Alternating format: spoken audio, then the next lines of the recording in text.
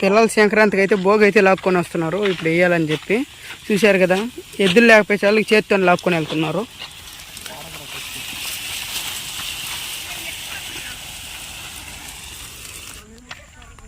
సంక్రాంతికి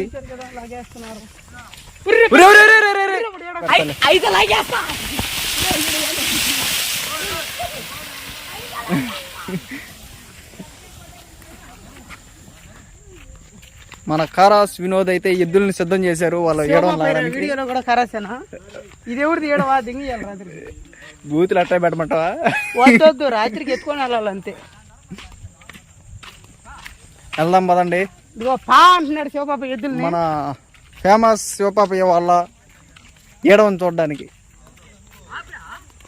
వినోద్ ఎప్పుడు ఎద్దులు తోలకపోవడం వల్ల మేకలా జరుగుతున్నాడు ఇట్లని.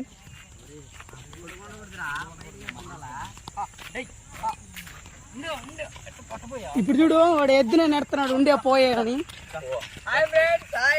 మనం నెత్తి వస్తుంది.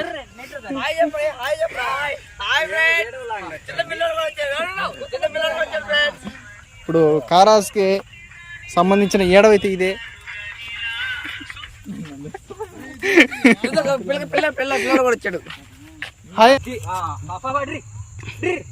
ఏమనుకోకండి, ఎద్దులతో బాగా అలవాటు మాట్లాడడం అతనికి.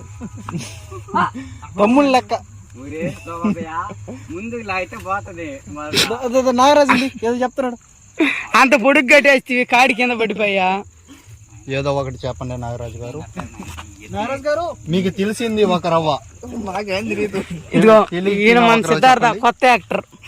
Hi girls. గర్ల్స్ డైలాగ్ చూడయ్యా.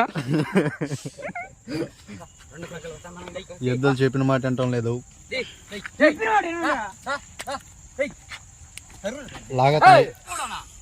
అదే మినిమం ఆ రేంజ్ ఉండాలి. ఐపీఎస్ డిగ్రీ చిన్న స్థాయి వాళ్ళకి అర్థం అవ్వకూడదు. మినిమం ఐపీఎస్ డిగ్రీ ఆ స్థాయి వాళ్ళకి